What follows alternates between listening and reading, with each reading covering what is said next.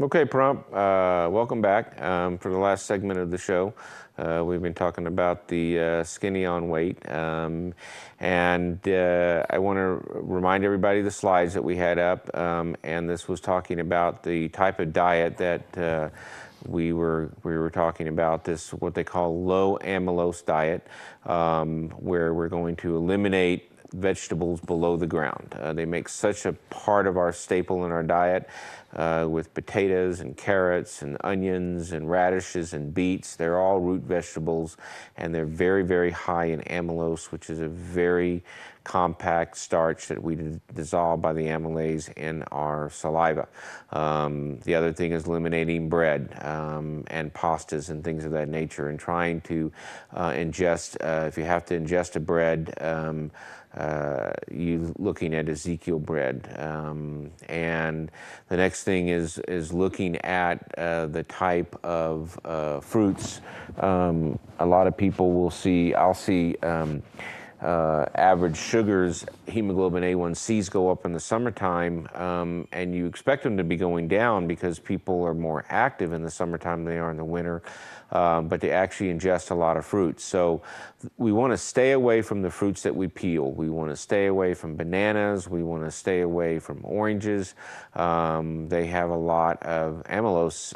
Bananas have a ton of amylose in them, and I know when I have people bring in food diaries to me, when we talk about their sugars and their diabetes, the food diary is the best way I know how for you to take an honest look at the food that you are ingesting.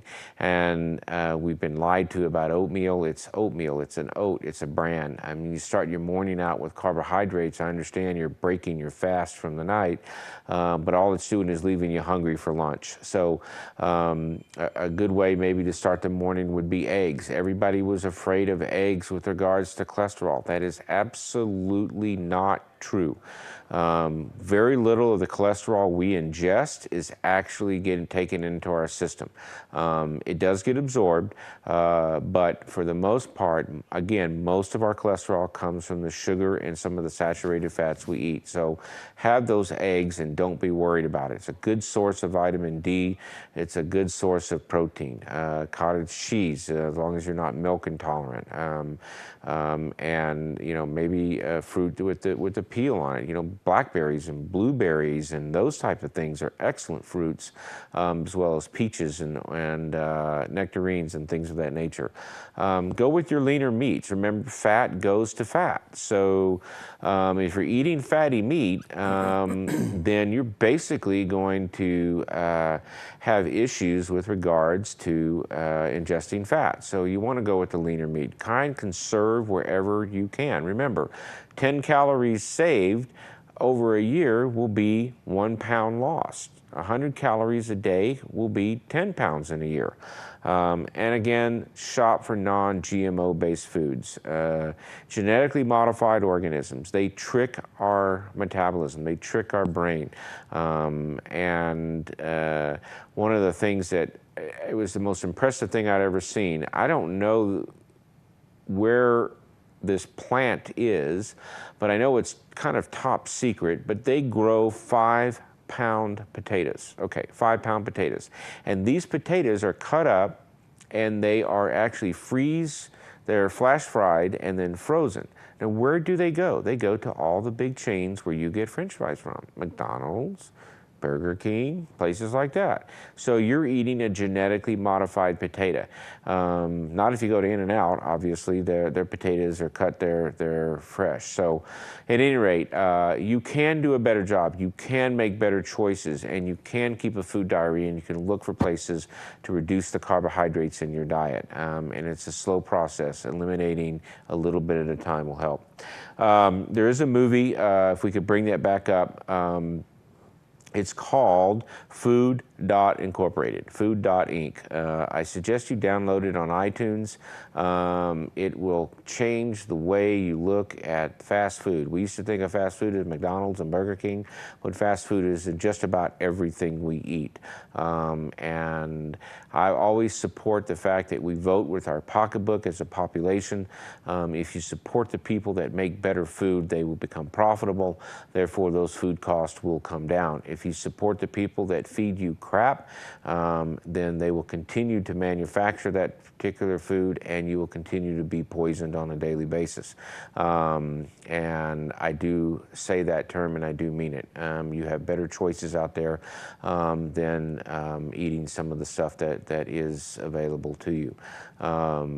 Okay, we had a question on Facebook, and the gentleman was asking about a coffee bean extract, and I would encourage you to be careful with caffeine-based products.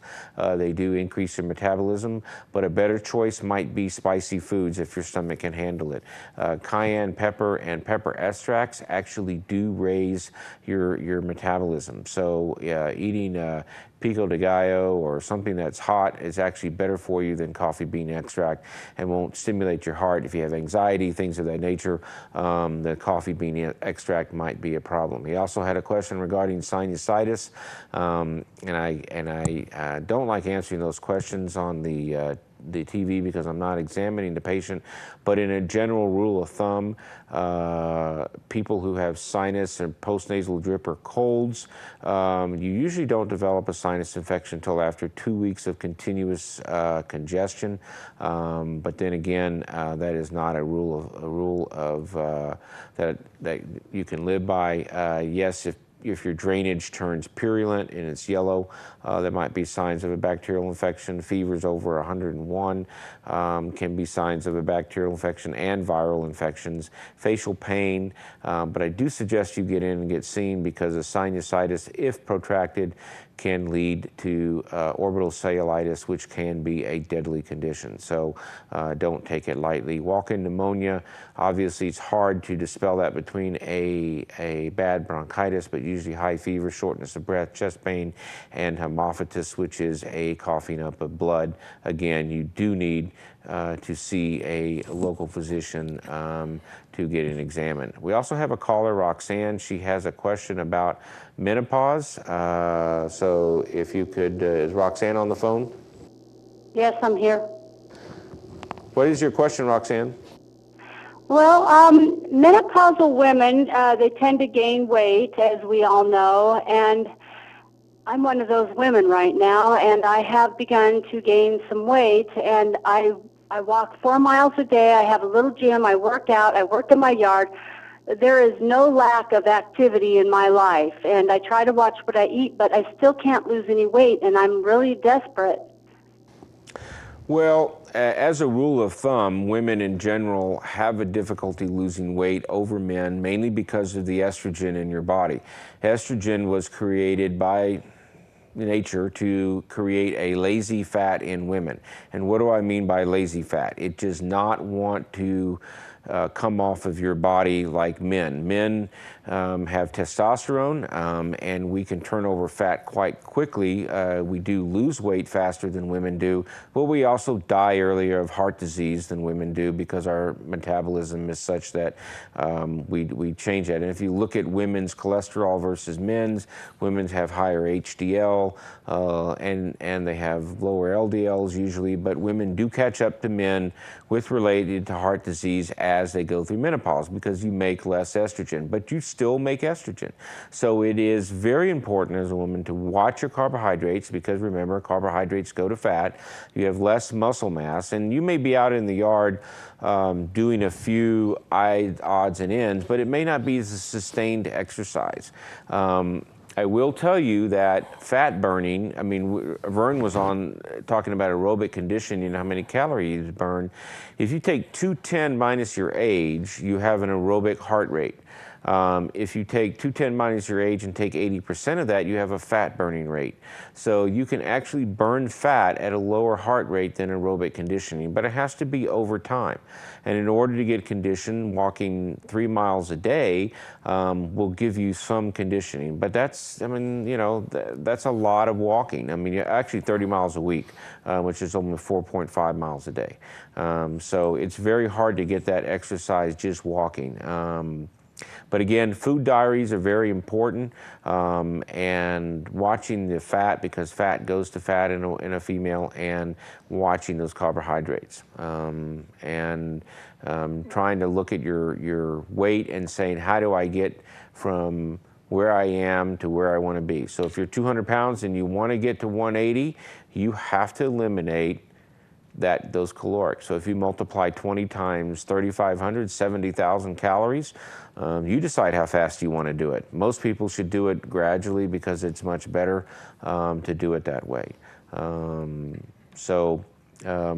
you have to be persistent, you have to be diligent, and you have to eat right, you have to exercise, stop smoking.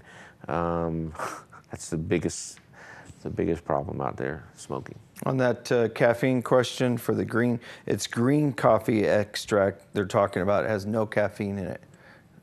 Well, coffee beans by nature, just because you roast them doesn't give them caffeine. I'm just repeating the question. Yeah, no, I'm just saying. I mean, if you read the label, it talks about making sure that your bee can handle the caffeine in it. So, yeah, if you get jacked up on caffeine, you're probably not too hungry. So anyway, that's going to wrap it up for tonight. When we come back next week, I hope to tie in this weight and carbohydrate issue to a little bit of discussion about cholesterol and how that all ties in together. I'm Dr. Michael Reiner. Thank you very much for tuning in tonight, and we hope to see you here next Monday night.